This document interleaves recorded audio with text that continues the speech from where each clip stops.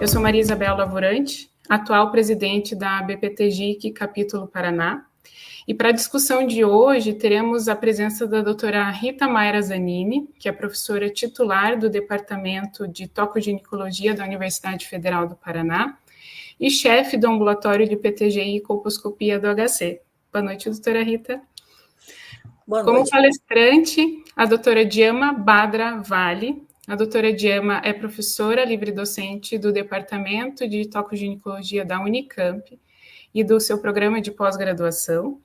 Ela tem pós-doutorado na Agência Internacional de Pesquisa em Câncer, em Lyon, na França. Tem graduação na Faculdade de Medicina da Universidade Federal do Rio de Janeiro. Residência médica, mestrado e doutorado em tocoginecologia na Faculdade de Ciências Médicas da Unicamp. Foi professora também assistente do curso de médico da Universidade Federal de Rondônia e tem experiência na área de medicina, atuando nos temas relacionados à patologia do trato genital inferior, epidemiologia do câncer ginecológico e mamário e saúde pública. Para hoje, o tema proposto é o teste DNA-HPV para rastreio do câncer de colo do útero. Sejam muito bem-vindas, doutoras, para a nossa discussão de hoje.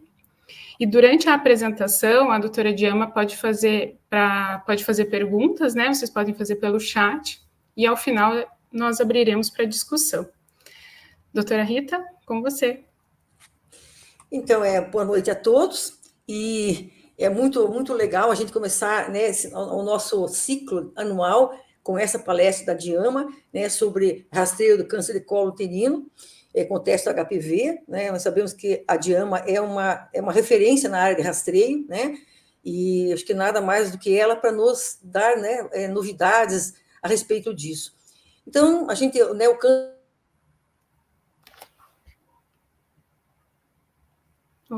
Doutora Rita? Né? Ele só perde para cólon e para mama.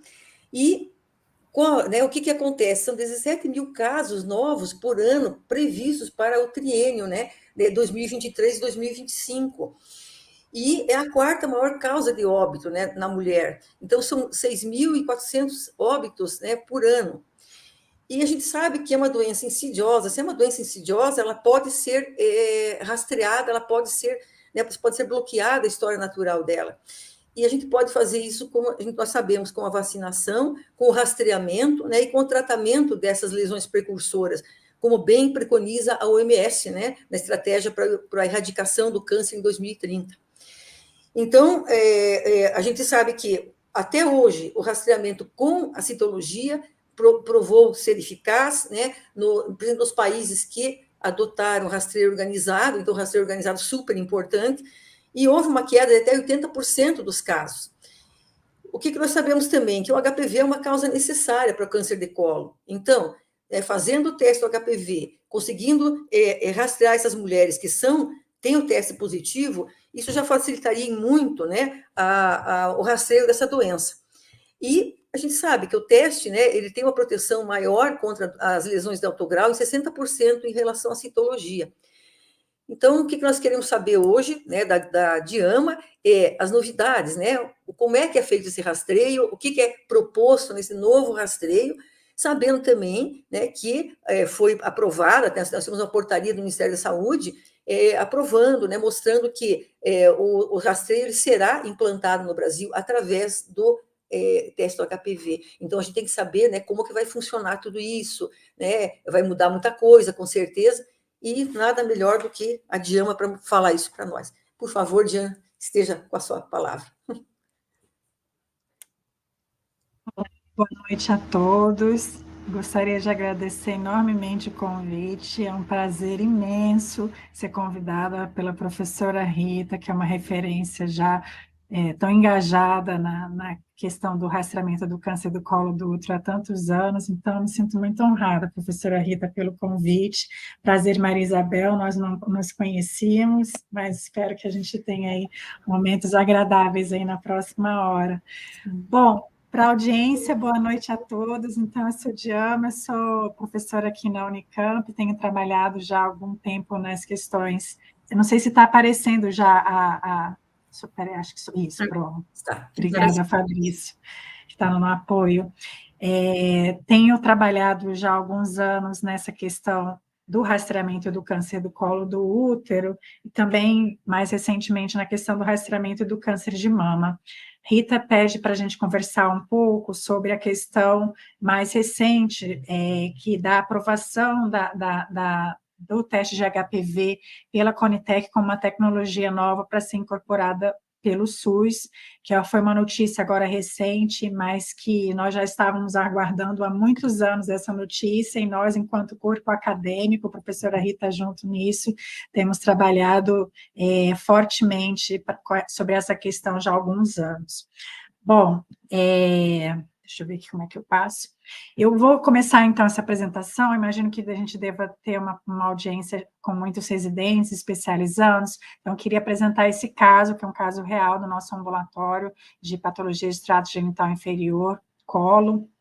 Tem uma paciente de 53 anos, parda, ela se apresenta se queixando de sangramento e corrimento fétido humano, e aí, mas só iniciou a investigação 2 meses antes da data dessa consulta, quando ela apresentou um episódio de hemorragia com necessidade de transfusão.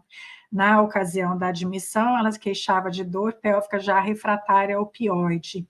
No exame físico, a paciente apresentava um colo tumoral de 8 centímetros, acometendo o terço inferior da vagina e paramétros acometidos bilateralmente até a parede óssea. Então, estágio clínico 3B, ela já trazia também uma ressonância magnética, apresentando linfonodomegalia pélvica, então, estágio imaginológico 3C, no mínimo, né, que ainda precisaria das tomografias para avaliar se ela tinha doença em outro órgão, que poderia aumentar esse estadio, mas esse é um caso muito típico do Brasil de forma geral, né, então um paciente que ela se apresenta com uma queixa já arrastada, de sangramento sem investigação e só demanda a investigação quando aparece uma situação de urgência, como uma hemorragia com necessidade de transfusão. Então, a paciente aí já se apresentando com um quadro clínico, uma doença, um volume tumoral muito importante. E o que a gente vai falar, então, sobre isso, como a gente pode estar prevenindo esse tipo de situação. Então, nesses próximos minutos, eu vou tentar falar primeiro um pouco sobre o que é o rastreamento primário, por que o teste de HPV deve ser adotado, o que diz essa recomendação que nós mais recente da Conitec, por que a gente imagina que o rastreamento deva ser adotado de uma forma organizada e o que muda no manejo das mulheres com o teste de HPV, com a inclusão do teste de HPV. Então, rastrear, ele é uma prática de saúde complexa, que já acontece já há muitos anos, e o objetivo é identificar naquelas pacientes assintomáticas lesões iniciais ou precursoras, né, pré-câncer, mas que seja possível, naquela ocasião, a oportunidade, iniciar um tratamento adequado antes que o câncer represente uma ameaça para aquele indivíduo. Então, é importante, né, como condição para você rastrear, que você tenha alguma coisa a oferecer para essa mulher que você vai identificar como uma lesão precursora ou até mesmo câncer em seu estágio inicial. E é preciso considerar que é uma ação de saúde, né, então a gente que deve trazer benefícios, mas também ela inclui alguns riscos, como as morbidades associadas aos procedimentos, os falsos positivos e possíveis sobrediagnósticos, ou seja, diagnósticos em excesso, causando aí os efeitos do tratamento. Isso é muito verdade para o câncer de mama, mas a gente também tem que pensar no câncer do colo do útero, identificação de lesões precursoras em mulheres muito jovens. Para uma doença, uma patologia oncológica, neoplásica, ser considerada objeto de rastreamento, então ela precisa ter uma história natural bem definida e precisa ser demonstrado evidências de que essa prática do rastreamento ela tem um impacto na mortalidade por aquele câncer. E hoje nós só temos evidências, né, que essa prática deva ser adotada para o câncer de mama, o câncer do colo do útero e o câncer do cólon reto. E o processo do rastreamento é um processo complexo, que não é só aplicar um exame, né, um teste. Então, você deve informar e convocar aquela população-alvo, realizar o teste de rastreamento, que é um teste que deve ser sensível para identificar pessoas sob risco, avaliar as anormalidades detectadas, tratar essas lesões e realizar o segmento e vigilância dessas pacientes que forem identificadas. E por que o teste de HPV? Então, já há muitos anos existe bastante evidência forte, né, níveis elevados de evidência, com forte estudos muito bem desenhados e bastantes ensaios clínicos randomizados de base populacional, demonstrando a superioridade do teste HPV em relação à citologia. Então, essa aqui já é a análise de sensibilidade e especificidade a partir de meta-análise realizada num relatório técnico, esse da Conitec, que foi apresentado agora em março, elaborado aí pela equipe do INCA, em que eles avaliaram, fizeram a meta-análise comparando o teste HPV com citologia, mostrando que o teste de HPV ele tem uma sensibilidade, ou seja, uma capacidade de detectar mulheres sob risco maior do que a citologia, mas isso às custas aí de uma discreta redução da especificidade, mas aqui nessa meta-análise a superioridade foi em torno aí de 40%. E em nosso meio, a gente já foi capaz de demonstrar a superioridade do teste HPV, então esse aqui são os dados parciais do nosso estudo de Indaiatuba, que é uma cidade aqui, um município vizinho de Campinas, que nós auxiliamos a implementação de um programa baseado no teste HPV. Nessa cidade foi extinguida a utilização da citologia como teste para rastreamento primário, então o teste HPV foi adotado.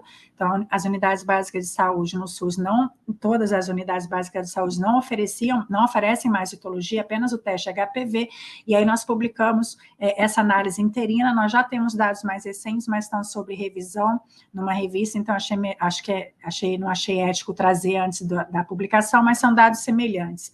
Então, o que a gente observou? Que, comparando o teste HPV com o programa baseado no teste HPV com o programa baseado na citologia, a gente pôde observar uma capacidade maior do teste HPV em detectar câncer. Aqui não estou falando de lesão precursora, estou falando de câncer, e é isso no primeiro round, né? Quer dizer, na primeira vez que o teste foi aplicado, é esperado que no segundo round, como foram detectadas as lesões precursoras no primeiro round, então aquela mulher que foi detectada no primeiro round, quando ela for fazer o seu segundo exame depois de 5 anos, depois do intervalo aí recomendado, essa mulher já não vai ter mais a lesão precursora, porque essa lesão precursora foi tratada. Então, é esperado que essa detecção que foi maior no primeiro round, que detectou e identificou os casos prevalentes, no segundo round, após os primeiros 5 anos do projeto, que é essa fase que nós estamos agora, essa detecção de câncer caia, porque os cânceres, as lesões precursoras foram tratadas lá no primeiro round. Mas o que de dado clínico chama atenção, que é compatível com a literatura mundial? A gente observou no programa baseado com teste HPV uma antecipação do diagnóstico. Então, quando era baseado na citologia, o diagnóstico de câncer era realizado aos 49 anos e aqui com teste HPV em torno de 39 anos, quer dizer, uma antecipação em 10 anos do diagnóstico. E o mais significativo, que antes da aplicação do teste de HPV, quando era só citologia, 67% dos casos eram diagnosticados em estadio 2 ou mais, ou seja, tumores já com parametro acometido com impossibilidade cirúrgica, impossibilidade de ressecção. E com a aplicação do teste de HPV, cerca de 67% dos casos foram diagnosticados como estadio 1A, quando até a esterectomia simples, em alguns casos, poderia ser realizada. Então, esse downstage, né, essa redução do estadio, é um dado mais significativo em termos de custo-efetividade, é o que realmente dá a superioridade e garante a custo-efetividade do teste HPV em relação à citologia, e esses dados foram utilizados para disparar o processo de aprovação na Conitec. O que a Conitec, então, aprova em 11 de março? Então, no ano de 2022, o INCA faz a solicitação, utilizando os dados do nosso estudo de Indaiatuba, para abertura e incorporação do teste de HPV para o SUS na Comissão Nacional de Incorporação de Tecnologias do Sistema Único de Saúde, a CONITEC, e aí segue-se um processo de avaliação da tecnologia, avaliação de mérito, né, mesmo, mérito acadêmico, científico, para avaliação de efetividade, de eficácia, de efeitos, riscos, benefícios, e também custo-efetividade utilizando dados no cenário brasileiro, e a CONITEC, então, em 11 de março, publica a aprovação da incorporação do teste HPV no SUS. E o que diz exatamente a recomendação, acho importante nessa fase que a gente está, a gente ler para entender o que está sendo proposto. Então, os membros da CONITEC, presentes aí na reunião, em fevereiro de 2024, deliberaram por unanimidade recomendar a incorporação dos testes moleculares para a detecção de HPV por técnica de PCR com genotipagem parcial ou estendida. Então, a gente já está sinalizando que o teste HPV vai ser realizado, vai ser incorporado com genotipagem. Válidos analítica e clinicamente, segundo critérios internacionais, em população de risco padrão e conforme as diretrizes do Ministério da Saúde. Então, agora o Ministério da Saúde, junto com o INCA, tem 180 dias para publicar as suas diretrizes para incorporação clínica do teste. E aí, paralelo a isso, o próprio pessoal do Ministério da Saúde tem feito a organização de como é que vai ser feita a questão da compra, da distribuição e etc. Mas cabe aí ao grupo organizador das diretrizes planejar como é que vão ser as recomendações clínicas para isso. O comitê considerou para essa recomendação que a possibilidade de genotipagem para estratificação de risco e a maior sensibilidade para a detecção de lesões precursoras e câncer representam vantagens inerentes ao teste de DNA de HPV de alto risco baseados em PCR. A implementação da autocoleta também foi considerada uma vantagem a ser discutida no futuro no contexto do programa de rastreamento. Importantíssimo, os testes moleculares de detecção de DNA de HPV deverão ser ofertados na forma de programa de rastreamento organizado. E é isso que eu vou tentar discutir um pouco mais aqui nos próximos slides. Então, como eu falei, o programa de rastreamento, né, é uma ação de saúde pública, mas é uma ação complexa. Então, ela envolve as etapas principais, né, os componentes desse programa de rastreamento. Convocar a população-alvo, é necessário atingir alta cobertura para que ele seja eficiente.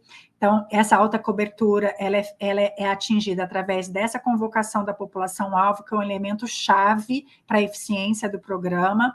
Deve ser realizado, então, um teste adequado, e o que a CONITEC está dizendo aqui, o teste adequado nesse momento é o teste HPV. Deve-se possibilitar acesso ao tratamento das lesões identificadas, segmento dos casos alterados e um controle de qualidade de todas as etapas aí envolvidas no programa. E que quando a gente fala de programa organizado, o principal componente que diz se o programa é organizado ou não é a capacidade de convocar toda a população-alvo. Então, para isso, o programa ele tem que ser de base populacional. O que significa isso? Um programa de base populacional organizado, ele tem a sua população-alvo e garante que cada indivíduo dessa população-alvo vai ser convocado para o rastreamento. Isso é diferente do que a gente vem fazendo atualmente, que é o programa oportunístico, que é o quê? A mulher, ela realiza, no caso Papa Nicolau hoje, só quando ela tem a oportunidade de acessar o sistema de saúde, quando está, por exemplo, fazendo sua consulta de pré-natal, quando vai ao posto de saúde, mas ela não é convocada para fazer o rastreamento. Então, com isso, a gente tem realmente uma boa parte da população que realiza o exame, muitas vezes em intervalos menores do que o recomendado. A gente rastreia mulheres que não deveriam estar sendo rastreadas fora do grupo etário-alvo, mas o mais importante é que a gente, hoje, com o rastreamento oportunístico, a gente deixa de rastrear uma parte significativa da população que tem dificuldade de acesso aos programas de saúde de forma geral. E essa é a grande questão, e essas são as mulheres que vêm apresentando o câncer do colo do útero em nosso meio, como aquele caso inicial que eu ilustrei logo no primeiro slide. Então, o programa de base populacional organizado com convocação individual, ele garante a equidade do processo e, com isso, garante alta cobertura e eficiência. Como é que é o câncer do colo do útero no Brasil hoje, né? No programa baseado em citologia? 80% dos casos são diagnosticados em estadio 2+, ou seja, quando a radioterapia é o único tratamento a ser indicado para essas mulheres. Então, a gente não consegue fazer o diagnóstico dessas mulheres em estadio precoce hoje. Além disso, isso aqui é uma tela baseada nas recomendações do INCA, de quanto que a gente tem que ter de proporção por população de colposcopia, biópsia e tratamento de lesões precursoras em cada região, né? Isso aqui para o Brasil. Então, para o Brasil, aqui em 2017, de acordo com a população-alvo, eram esperado que fossem realizados 1,9% de colposcopia, foi realizado metade disso, biópsia 0,28% também foi realizado metade, e EZT 0,5% da população, e foi realizado 0,3%, ou seja, a gente tem um problema de acesso à atenção secundária muito importante, então não basta só aplicar o teste do HPV, a gente vai ter que resolver essa questão aqui também, se a gente quiser realmente chegar a uma eficiência relacionada com o programa de rastreamento. Então, no Brasil, o rastreamento é realizado na atenção primária por médico generalista ou enfermeira, e isso é importante porque dissemina a ação, né? Então, é preciso que eu tenha condutas claras e uniformes e tem que considerar a diversidade imensa regional do país, né, com o seu sistema de saúde em alguns lugares muito desenvolvidos, mas em outros fragilizados. Então, preciso que as condutas nacionais elas consigam dar conta dessas disparidades todas. E, principalmente, a dificuldade de acesso ela é determinante na incidência do câncer do colo do útero. Então, eu preciso abrir os olhos da saúde pública do SUS para uma população que ela está sendo negligenciada, e é essa população que vem apresentando o câncer do colo do útero. Preocupados com a implementação do teste de HPV, a utilização do teste HPV de forma disseminada, sem nenhuma recomendação. Em 2018, nós, aqui, a professora Rita, eu também, e outros colegas, a gente redigimos essa recomendação para a utilização do teste HPV nos cenários em que havia disponibilidade de utilização, como, por exemplo, no sistema privado. Acontece que logo a seguir da publicação dessas recomendações, surgiram muitos guidelines internacionais baseados no teste de HPV. Então, nosso grupo aqui tinha uma aluna que estava trabalhando com isso, então nós elaboramos uma recomendação de atualização daquelas recomendações, considerando esses novos guidelines que saíram depois daquela recomendação inicial. Então, e fala muito próximo, está muito próximo do que a gente pensa em dar as recomendações para as próximas diretrizes, mas tem alguns aspectos que eu vou chamar a atenção que provavelmente vão modificar. Quais que são as questões hoje que a gente identifica, né, que são relevantes? Então, para a população de risco habitual, então a gente sabe que o teste recomendado vai ser o teste HPV com genotipagem. Isso aí fora, né, nos países que já implementaram o teste HPV nos seus programas de rastreamento, a genotipagem é considerado um exame de triagem. O que é o exame de triagem? É um exame intermediário entre o teste positivo e a colposcopia. Então, porque se eu mando todo mundo que tem teste HPV positivo para a colposcopia, como o teste não é tão sensível, não é tão específico, eu posso estar mandando desnecessariamente pacientes que não têm lesão. Então, seria necessário um exame para triar, dentre aquelas pacientes com teste HPV positivo, aquelas que teriam maior risco e que necessitariam, então, serem encaminhadas para a colposcopia. Acontece que, na maior parte dos países que já implementaram o teste HPV, a genotipagem é um exame de triagem. A gente já começa o nosso teste, nosso programa de rastreamento já na frente, porque a gente já vai começar oferecendo um teste com genotipagem. Então, a gente já vai estar estratificando melhor as nossas pacientes. E aí, uma vez que a gente tem um teste HPV já com genotipagem, a gente vai precisar de algum segundo exame de triagem? Essa é uma pergunta que a gente se faz.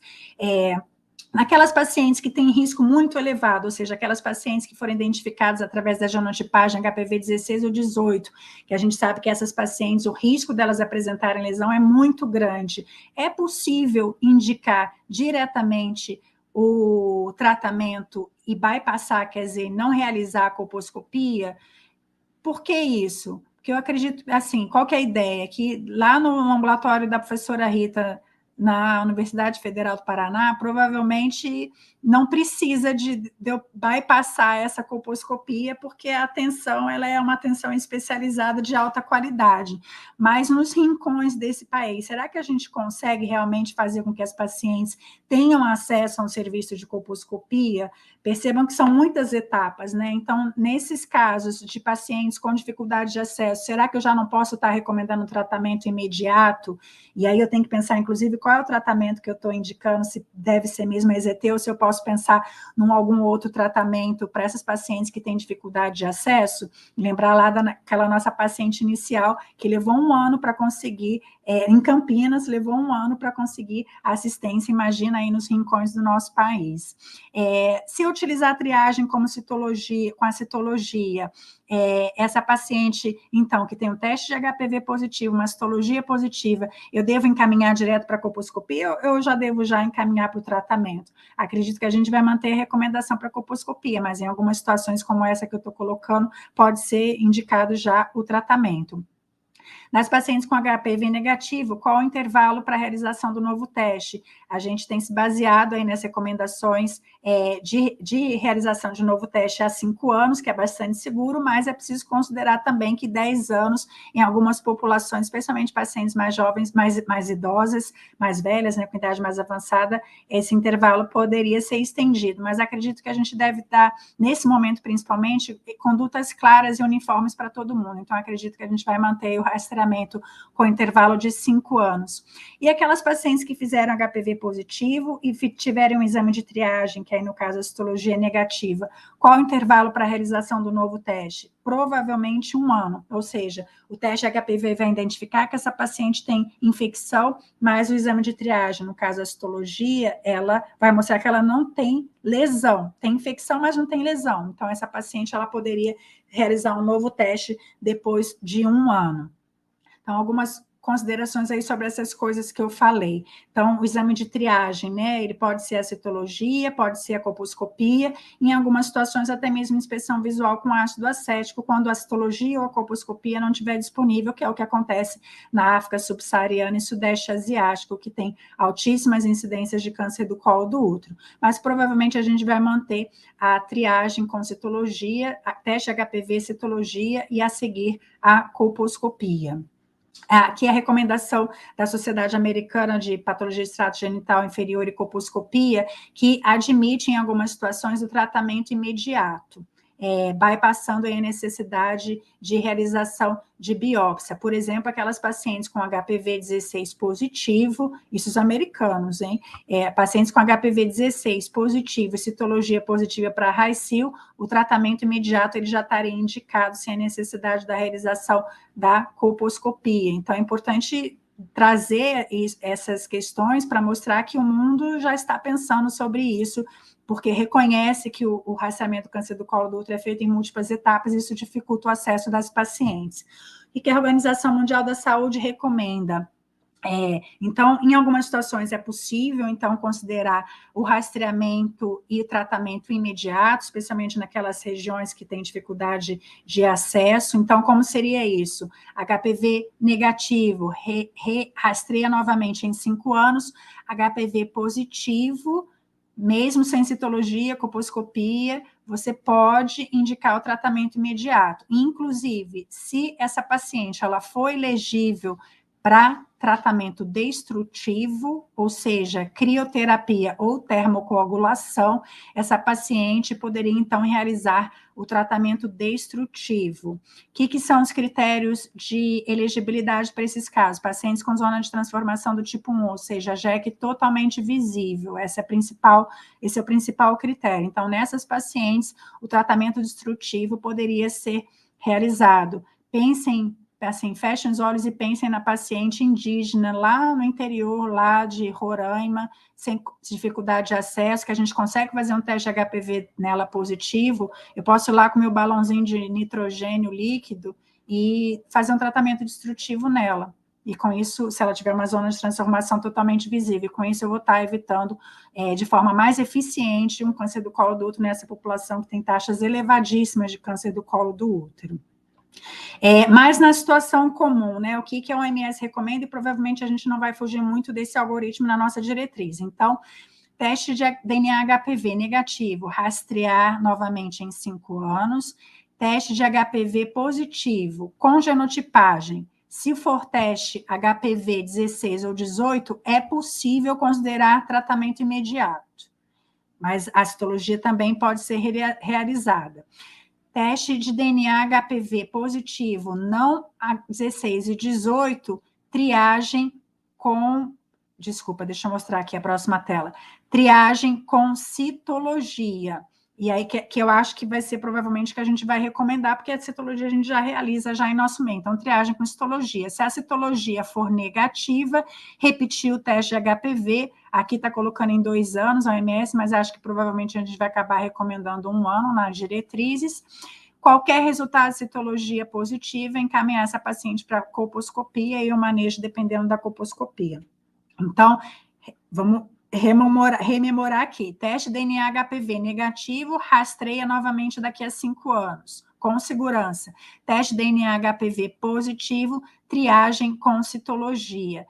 E nas situações que se a citologia for negativa, ou seja, tem infecção, mas não tem lesão, repete o teste em 1 ou 2 anos. Se a citologia for positiva, qualquer resultado, essa paciente vai para a colposcopia. Então, esse é o provável manejo que a gente vai recomendar nas diretrizes, mas ainda vai ser objeto de revisão sistemática da literatura. E a questão do coteste deve ser oferecida? A princípio, não. O que é coteste? Oferecer o teste HPV e a citologia ao mesmo tempo. A princípio, não. Por quê? Porque só o teste HPV negativo, isso você garante um valor preditivo negativo muito alto, muito elevado. Então, uma paciente que tem teste HPV negativo, o risco dela apresentar NIC3 em 5 anos é de 0,1%. E se ela te fizer HPV e a citologia ao mesmo tempo, o risco é o mesmo.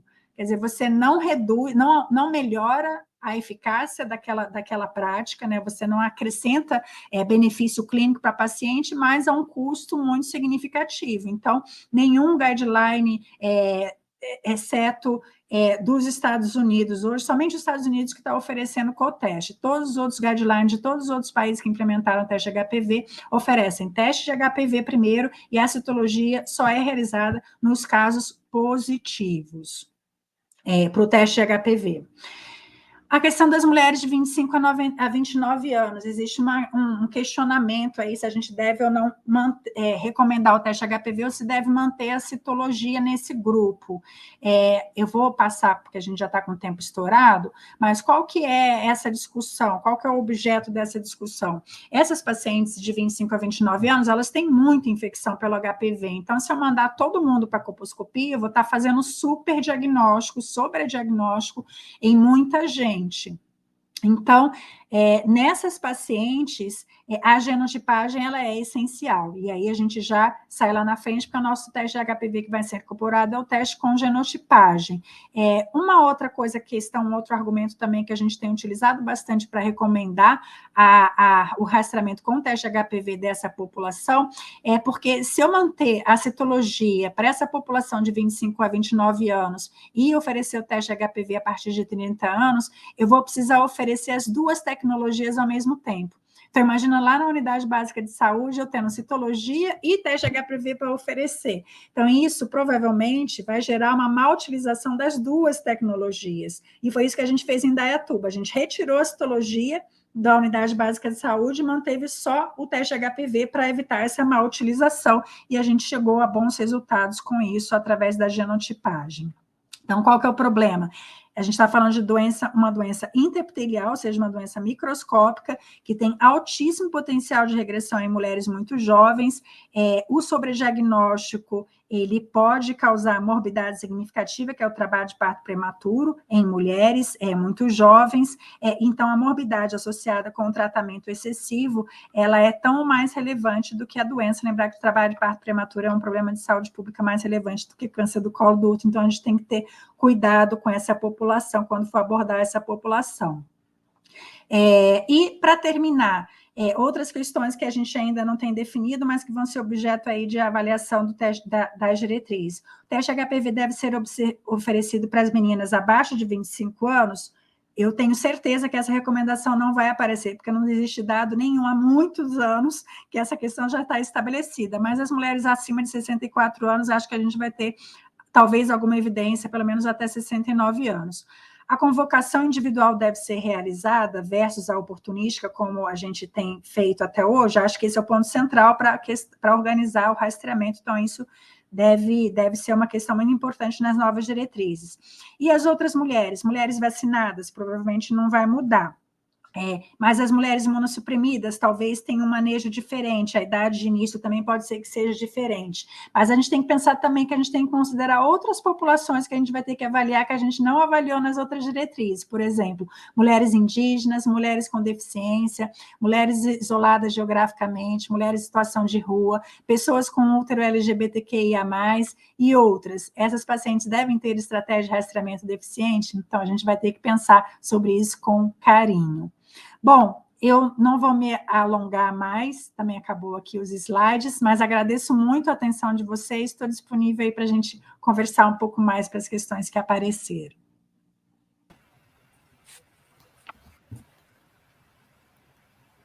Excelente, doutora Diama, parabéns pela apresentação, muito didática. Gostaria de ouvir a doutora Rita, e os participantes, espectadores, podem fazer perguntas ali nos comentários, que acho bem válido aí a gente abrir e tirar as dúvidas. Muito boa a sua explicação, Diama. Está bem didática. E eu acho assim, desculpe minha garganta, muito, muito bom, né, a gente começar já com a triagem, com a genotipagem. Eu estava até vendo os guidelines europeus, eles vão ser, atualizados, vão ser feito outra agora, esse ano, 2024, mas eles ainda usam a citologia, né, em muitos países europeus, como o primeiro teste de triagem. Então, eu achei assim, nossa, a gente sai na frente mesmo, porque eu imagino como ia ser trabalhoso se fazer citologia em todo mundo que fosse HPV positivo, né?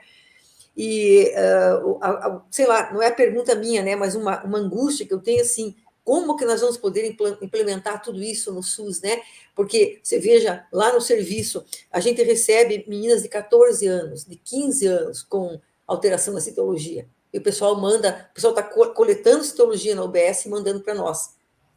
Sabe? Então, eu fico imaginando, assim, como é que vai ser com o teste do HPV, que você tem que seguir, né, os protocolos de uma maneira muito rigorosa, né? Não pode ser ao Deus dará, até por causa dos intervalos, tudo. Então, eu tenho, assim, uma angústia em relação a isso, e tenho uma felicidade em saber que, né, ainda bem, né, que até que, enfim, a gente vai ter essa disponibilidade, né, através do MS, né? Mas, assim, é uma pergunta que não é pergunta, né? É uma angústia minha, não sei se vocês tem alguma luz no fim do túnel em termos dessa implantação do teste? Essa é uma questão que angustia todos nós, né, Rita? Porque a gente vê muitos exames realizados fora do grupo etário-alvo, que causando aí sobrediagnóstico. Tem que lembrar que nas pacientes abaixo de 30 anos, não é nem 25, né? As pacientes abaixo de 30 anos, as taxas de regressão de doença, de lesão interepitelial de alto grau, elas podem chegar até 70%. Né? Então, fazer um diagnóstico em menina muito jovem e tratá-la realmente malefício, né? A gente vai estar fazendo mal para essa mulher, a gente faz mal para essas mulheres quando a gente rastreia elas abaixo de 25, porque a gente, diante de uma detecção de RAICIL, a gente vai estar comprometendo o futuro dela reprodutivo, sem necessidade, porque a maior parte dessas lesões regridem espontaneamente. E quando progridem, elas não progridem antes dos 25 anos, né? Porque elas podem ter um NIC3 lá com 22 anos, mas esse NIC3 não vai virar um câncer do colo do útero antes dos 25, então a gente pode ter tranquilidade para iniciar aos 25 o rastreamento dela. Mas, assim, uma coisa que reduziu um pouco a minha angústia em relação a isso foi ver que eu fiz um trabalho aqui em Campinas, a pedido da prefeitura, que a prefeitura ficou muito angustiada porque estava reduzindo o número de citologias total do município ao longo dos anos. Reduziu assim muito, assim, sei lá, acho que era 60 mil, foi para 40 mil por ano, uma coisa assim. E aí eu fui avaliar, e o que a gente observou, e depois eu comprovei isso avaliando outras regiões, não só municípios, mas regiões também, que há nos últimos anos, na última década, uma tendência à adequação às nossas diretrizes lá de 2016. Então, ainda que isso ainda nos angustie, as pessoas têm tido mais consciência, acho que muito por conta das práticas de disseminação do Ministério da Saúde, né, disseminação das recomendações, de preparação, fortalecimento da atenção primária, então da formação dos médicos de família, né, que a Sociedade de Medicina de Família, de comunidade, é uma sociedade que é super parceira, né, nessa questão do rastreamento, e eles têm essa visão de saúde pública muito importante e compreendem esse discurso. Então, isso ainda existe, especialmente bem para a gente que está aqui na ponta, né? Mas tem diminuído. Agora, a questão é assim, a gente está mudando a tecnologia. Então, o que a gente observou em Indaiatuba? Mudar a tecnologia é uma oportunidade de mudar a cultura, né?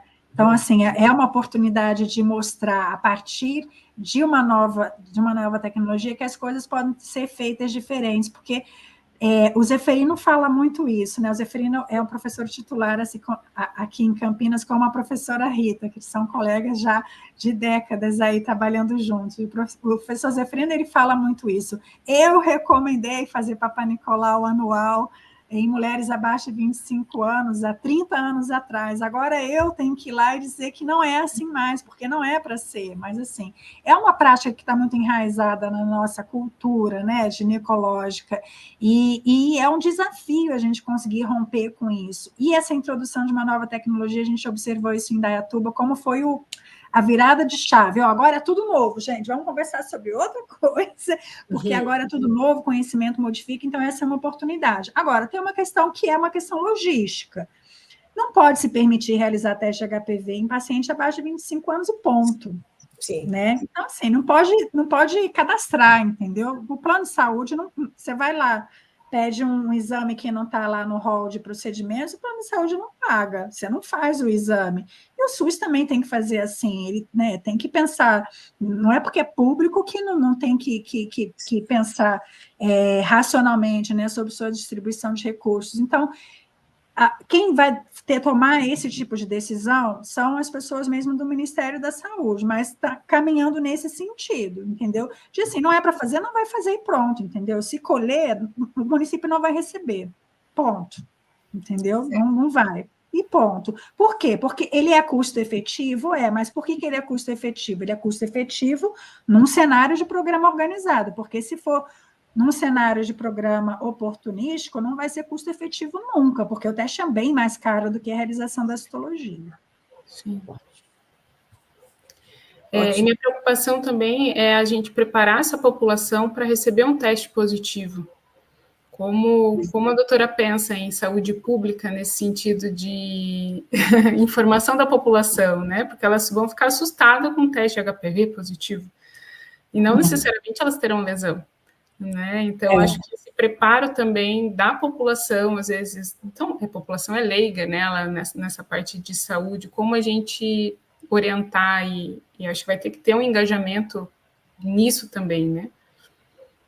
Acho que é pensar, isso, a gente tem aprendido isso ao longo dos anos, né? É pensar que medicina trabalho multiprofissional, né? Então, estratégia de comunicação faz parte de um programa de implementação, não tem jeito, não é só lá lançar a diretriz e está pronto, né? Assim, precisa pensar na estratégia de comunicação, disseminação e engajamento de todos os atores, né? Então, o que foi feito, por exemplo, em Indaiatuba, que ajudou. Assim, Indaiatuba, estamos falando de uma população que é uma população que tem uma cidade que tem um IDH elevado, com alto índice de escolaridade, né? Mas assim, a gente não, né? O professor Júlio, que é o pesquisador principal, o professor Júlio Teixeira, ele foi nas escolas conversar com os professores, foi nas organizações de mulheres, organizações não governamentais, foi no Conselho Municipal da Mulher, foi no Conselho Municipal de Saúde, foi na Câmara discutir com os vereadores, apresentar com os vereadores. Quer dizer, você precisa ter essas estratégias todas de comunicação, de engajamento, de convencimento, e ela é antes da implementação.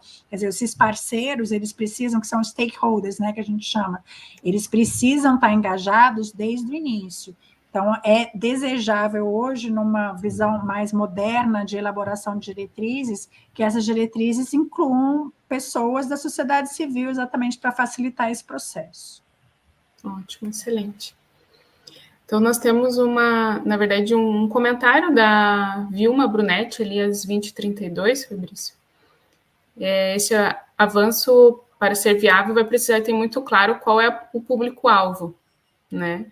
Então, eu acho que essa questão de quem rastrear, né, com que intervalo, que eu acho que é essencial, e isso deve ser seguido, né, num programa de rastreio organizado. Então, acho que isso foi comentado, acho que nos últimos slides ali da doutora Djama. Eu acho que esse é o ponto, né, importante. A questão crucial para você realmente atingir as taxas que foram observadas nos países, especialmente os países nórdicos europeus, né, que praticamente eliminaram o câncer do colo do útero.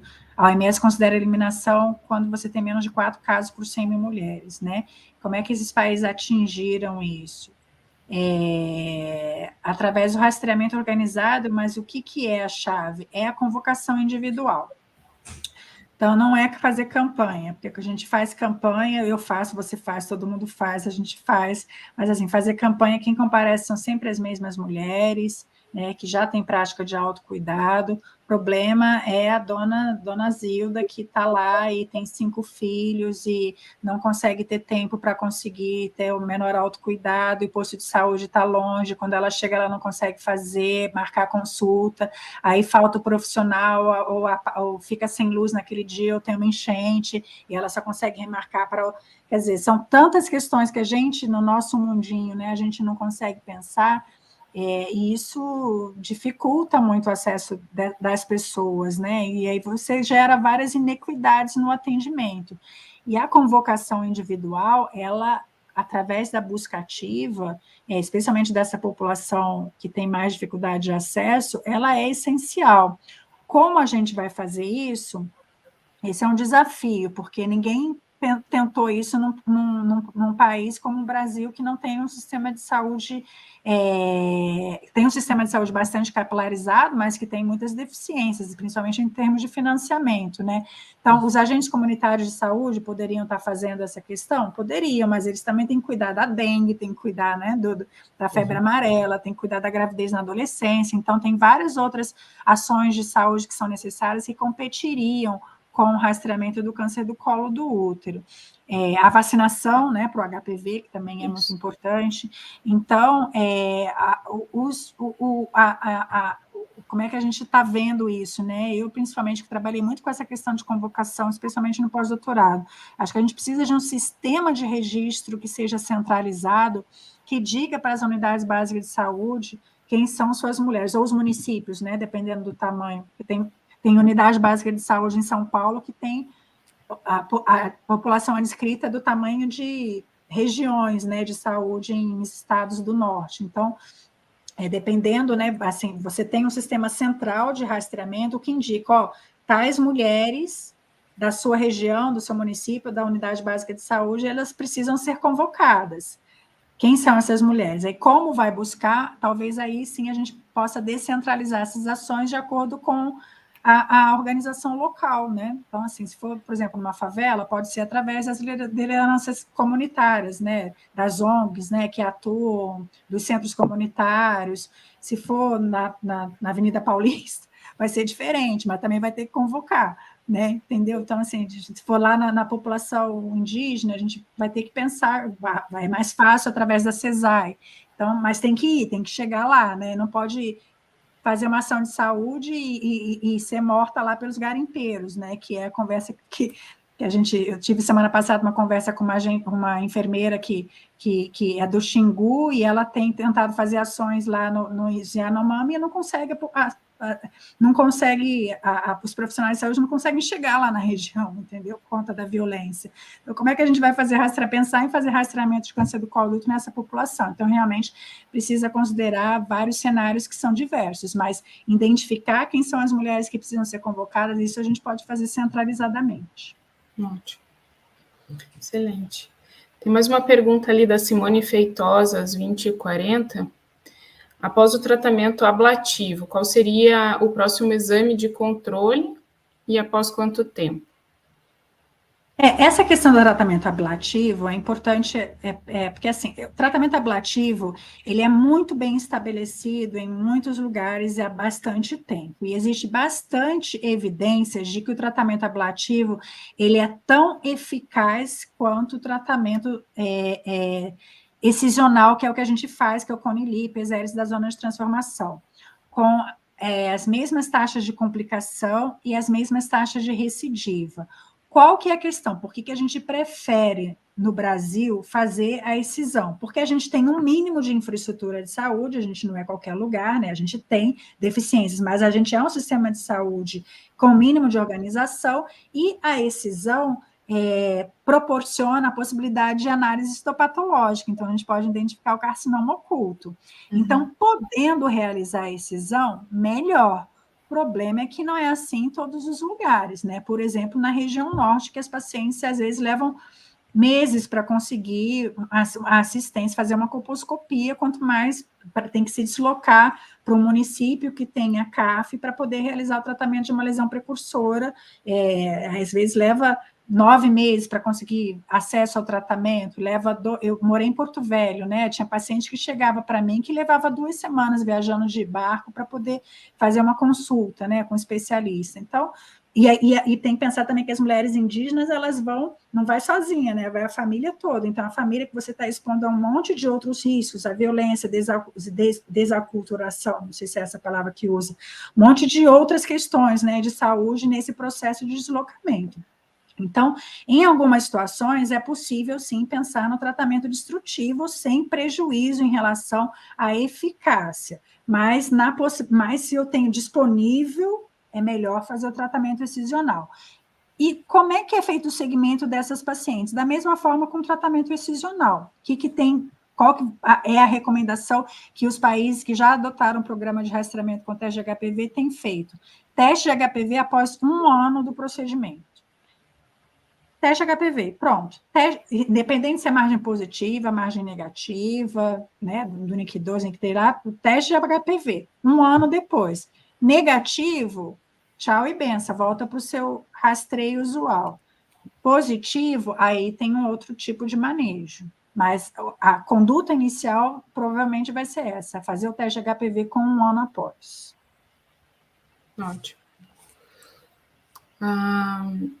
A Cecil Shoa, ali das 20h51, ela comentou da vacinação que ocorreu nas escolas, né, da grande adesão que houve nessa época. Então, eu me recordo... Quer comentar, Rita? Eu me recordo quando eu estava na 4ª série, época que era série, né, a gente foi convocada a tomar a vacina da rubéola, né, tríplice viral, e foi um evento, eles explicavam a importância quando a gente engravidar, e a gente ficou pensando, meu Deus, quando eu engravidar, eu lembro que eu tinha 10 anos, mas foi uma coisa efetiva, né, então isso a gente teve esse início na vacina do HPV e depois se perdeu, né, nesse contexto aí ao longo dos anos. Quer fazer um comentário, Rita, sobre isso? Pois é, mas sabe que é engraçado, né? Porque a cobertura da vacina, ela não está legal no mundo inteiro, né? Eu acho que onde está melhor é no Reino Unido, né? Porque é muito organizado o rastreio lá, né? Mas mesmo assim, quando nos Estados Unidos, que, né, o pessoal achava que fosse dar um boom, tal, não emplacou, né? Mas eu acho o seguinte, Diama, com essa história agora, com a recomendação a vacina em dose única, né, eu acho que vai aumentar a cobertura, porque muita gente, a gente vê, né, a taxa de cobertura na primeira dose, ela é mais do que o dobro, né, do que a segunda dose, né, então eu acho que tendo uma dose só, talvez vai aumentar a cobertura, né, e eu acho também assim, né, que realmente tem que linkar isso, a vacinação dentro da escola, né, se você não puser dentro da escola, é difícil. O pessoal não vai levar, né? A gente vê que não é só o HPV, quase todas as vacinas, né? O PNI, que é tão bom, o melhor programa do mundo, como ele sofreu avarias, né? As evidências todas mostram isso mesmo, que a vacinação na escola, ela é muito superior à vacinação nos serviços de saúde, né, o que eles chamam de facilities de saúde. Então, agora, são as questões que a gente coloca, que a gente tem aqui, né, então, para você fazer a vacinação na escola, você precisa deslocar a equipe de enfermagem, que muitas vezes está ocupada com outras ações de saúde que são prioritárias naquele momento. Então, se não for um programa com o mínimo de organização central, é difícil mesmo realizar. De vacinar em escola, não é a ministra da Saúde dizer que vai vacinar em escola, né? Precisa a enfermeira lá, chefe da unidade básica de saúde, ir conversar na escola, conversar com a diretora, conversar com o professor, fazer reunião de pais. Então, a infraestrutura para isso, né? A utilização de recursos humanos, principalmente, é muito grande, mas, sem dúvida nenhuma, é a estratégia mais eficaz para se atingir alta cobertura. Mas também tem um papel importante da mídia, né, nesse processo, das organizações não governamentais, né, da gente também, enquanto especialistas, de estar cobrando isso, né, essa disseminação maior, porque parte desse insucesso que a gente tem observado na vacinação está relacionado com as campanhas anti-vacina, né, acompanhou aí as questões que a gente observou durante a epidemia do Covid, isso teve um impacto muito grande para a vacinação como um todo. Então, cabe agora a gente tentar resgatar essa questão do programa de vacinação como um todo, né? E lembrar que para conseguir realmente atingir a eliminação do câncer do colo do útero, como é a recomendação do Ministério da Organização Mundial da Saúde, a vacinação é o ponto mais estratégico, né? Atingir a alta cobertura da vacinação. Isso a médio e longo prazo, ninguém tem dúvida que é muito melhor vacinar do que ficar depois correndo atrás de fazer rastreamento, tratamento, não sei o que.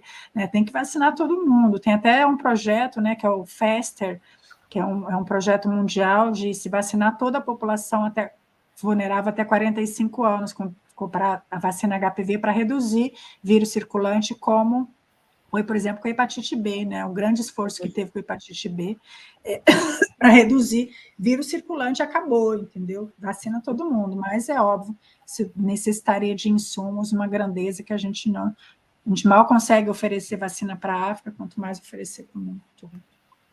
Uhum.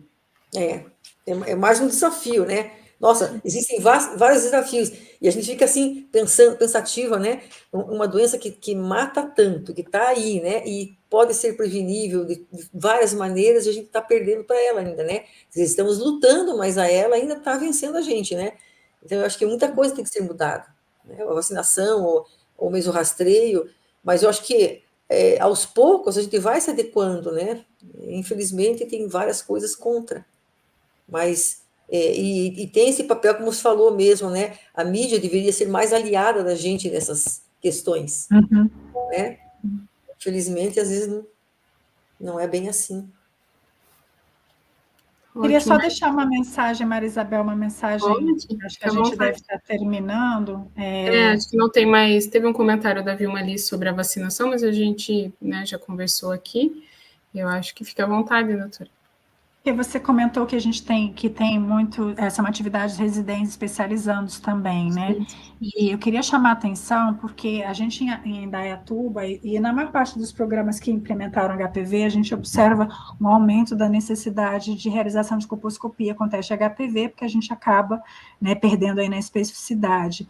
Então, são duas coisas que a gente, enquanto especialista, vai ter que estar preparado. A gente vai fazer mais colposcopia nos próximos anos, porque a gente vai identificar as lesões prevalentes, né, até a gente começar a reduzir né? A gente vai identificar quem não está, né? Porque a gente vai antecipar diagnóstico. Então, agora vai ter um boom de colposcopias. Então, colposcopia é bom aprender. E a gente vai fazer colposcopia também diferente, que a gente vai fazer colposcopia com resultado de teste HPV na mão. Então, a gente vai ter um raciocínio diferente agora. Então, aprendam colposcopia, bem feito, com a doutora Maria Isabel, com a professora Rita, que vale a pena, mas também a gente precisa se preparar, porque, vejam, a gente saiu lá em Indaiatuba de 70% de estadio 2 para 70% de estadio 1A. Isso quer dizer que a gente vai fazer muito overtime nos próximos 5, 10 anos. Então, a gente, enquanto sistema de saúde, a gente vai ter que se preparar para dar conta desses casos prevalentes que a gente vai enfrentar agora. Isso é problema bom, né? É problema, mas é problema bom, mas a gente precisa se organizar. Então aprendam a operar, porque a gente vai fazer uns overtime por aí. E aprenda a limpar a DNE, aprenda a operar, que vai rolar. Vê isso. Bem observado, né? Bem isso. Até a gente conseguir uma prevenção primária adequada, né? Uma vacina amplamente realizada, um rastreio organizado. Até lá a gente vai ter muito trabalho.